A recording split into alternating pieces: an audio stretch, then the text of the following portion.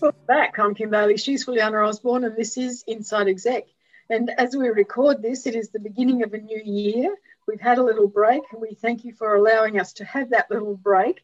So we're back. We've got lots of information to share with you. Today, we're going to talk about something that is particularly relevant at this time of year. It's the beginning of 2021.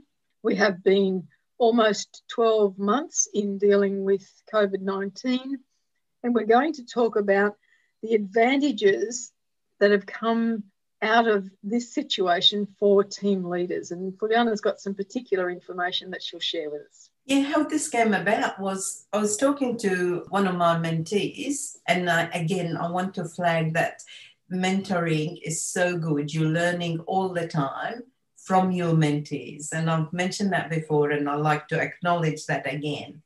And this person is starting a new team leader role. It's his first time managing people. And I was so impressed with many things about this person. But in this case, he was talking about how lucky am I, he says, becoming a team leader during COVID. And I thought, tell me about it. What are you thinking? And he said, look, we are in this environment, everybody has to think differently. Everybody has to think of new ideas, innovation, working from home, technology, processes, procedures. We have to be more dynamic and move faster. So as a new person coming in to lead the team, I'm so lucky because normally people think, oh, another new person. Now we have to learn about that.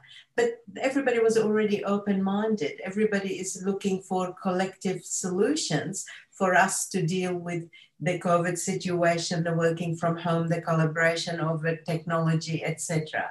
So he's saying that in the past, we always said, well, that's not how the old leader did it, or thank God this guy is different, or whatever. Now there's less emphasis on the individual style and more about how can we as a team. And he said, even in the short period that I've been in this role, and why I'm saying it is they come to me and they're saying, oh, look, I've got a suggestion. Why can't we do? And he said, to be honest, observing previous very good leaders, that didn't happen till much later by the team, where they were open and coming to the team. In this case, they're coming to me much sooner because they're very eager to make the change, to make the differences, and to make things happen in a new way. The other thing is the sense of urgency is different. The sense of urgency, like before, you as a new leader, you heard people say, look, it's been working really well. If it's not broken, don't fix it. And now people are not thinking like that anymore. They're thinking, for here and now, I've got to do this. And that might change in a month's time. I don't know. But for now, we need to think differently. We need to do it differently. And people aren't so objectionable to the fact that we are trying new things and being more resilient about what if it doesn't work. Nobody is worried by that anymore. You obviously want to do it where it will work, but you're prepared. There's less fear of failure. Less fear of failure stopping them taking on a new idea. So the sense of urgency, the fear of failure is not so bad because we're trying new things. It's what's the result, and then going through what worked, what didn't work, how can we massage it, how can we make it, shape it differently so it does work. The other thing is he was saying they kind of treating me not just as a leader but as a team member. And I said, oh, tell me a bit more about that. And he says, well, again, and if you... going from a team member to a team leader, there was a separation, even though it was very subtle, even though it wasn't so deliberate, you're now not one of us, you're the leader. And that's not happening right now. I said, oh, is that because of you or your style or how you work with people? And he said, oh, would love to take credit for that, but I don't think so. I think that it is more about people are being more collaborative in this situation that was, inflicted on us. I think perhaps too there's a less of the environment reinforcing hierarchy because they're not all in the same environment. Yes. then it's not that the leader is in the corner office or Yes. we'll Yes. be out in the open plan.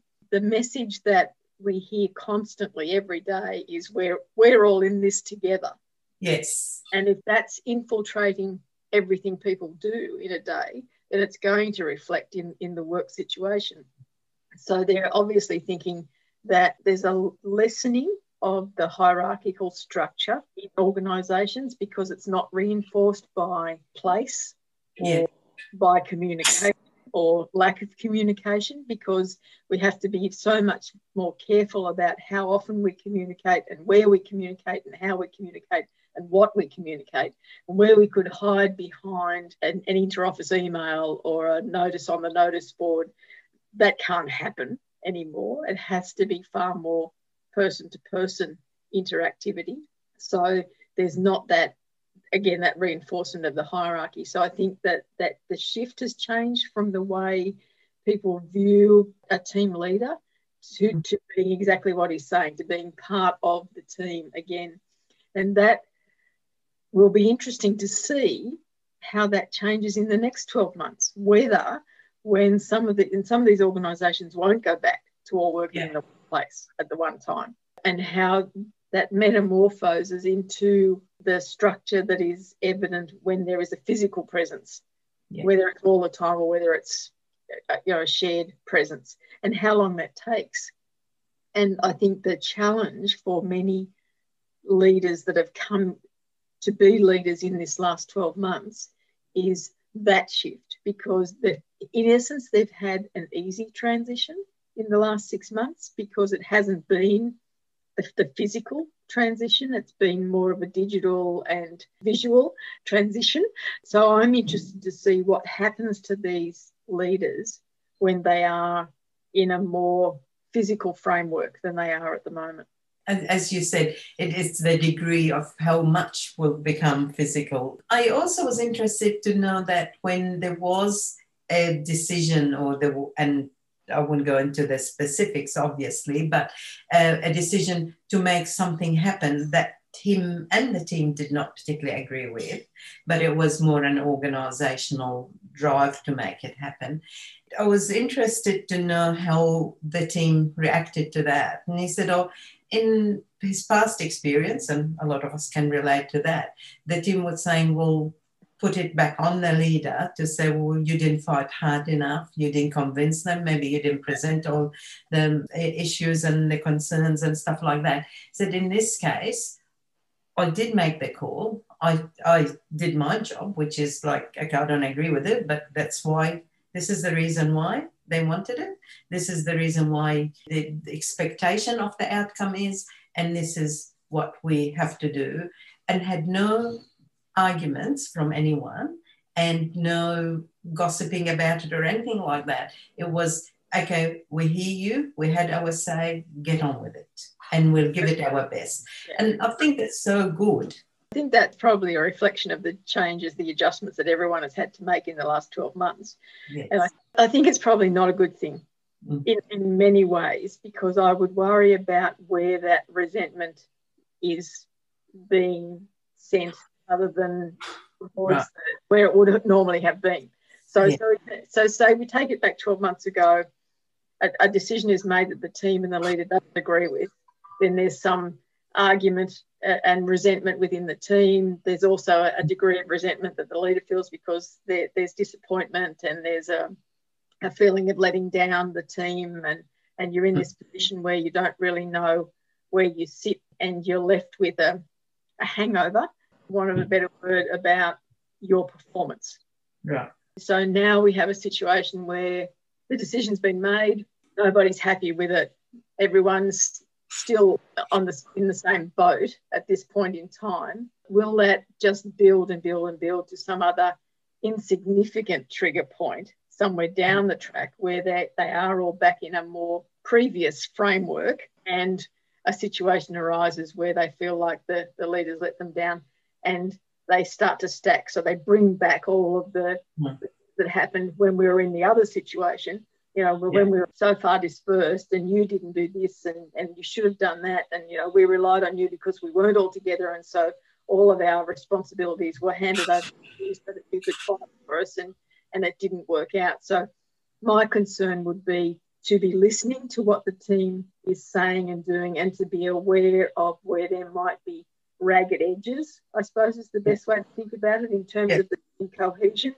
and to be looking to address those quickly so that it doesn't get put aside to be able to stack onto the negatives when something else triggers it. It's a good advice, and to keep it in mind. I choose to think of it as not a negative. I choose to think of it as maturity, because we've been exposed to something much, much bigger than any of us ever would have thought about. And that helped us prioritize, like, don't sweat the small things. This is not a life-changing situation where we don't agree with, but it's not going to. And two things. One is the fact that, yes, we're sort of more mature and more the priority thing. But the other one is knowing that I can change it again if it doesn't work. Well, in the past, there was this bit where you're stuck with it because whatever reason, because you don't want to look like you made a mistake, you want to save face, or whatever, you stick with something that was introduced that didn't work. So, but your point is valid in that. Keep that in mind so that you don't have that problem, but hopefully it's because maturity. I think the other thing that supports what you're saying is that people are less likely these days to align themselves with what they do, because they have had time and opportunity and necessity to do other things. Yeah. So they can't just say, identify themselves with their job, which we've talked about previously, because they've had to find so many other things to fill their time, or things to do, or they've had the opportunity to take up other things that they haven't thought about. So there's less, I certainly see, there's less people identifying themselves with the job they do, and they talk more broadly about what their skills are. I think that in that sense it works in this situation. So again, it's one of the positives that have come out of this period of time. And I think in terms of the topic that we've talked about, for the topic itself, for a team leader coming into this situation, I wonder if it would be different if you had become the team leader 8 months ago, when all of the changes were at their most dynamic. Would it have been more difficult to have become the team leader at that point, given all of the things that were being thrown at you? And perhaps the people who became team leaders at that point saw less positives in it than the ones that are becoming team leaders more recently. And so, I'd be interested to hear from people who've been through that experience in the last 12 months. So let us know if you've been through that experience in the last 12 months and what positives came out of it for you, because really we want to hear about the positives, because there are more positives than negatives in this situation for people, and there are more positives for you to take away about being a team leader in a time of change, because that's a really hard thing to do. Yes. So I think we've covered that in terms of our, once again, slightly differing views on the topic. I know what you listen for, so I'm glad we've been able to produce that for you today. But for now, I'm Kim Bailey, she's Fulyana Osborne, and this is Inside Exec.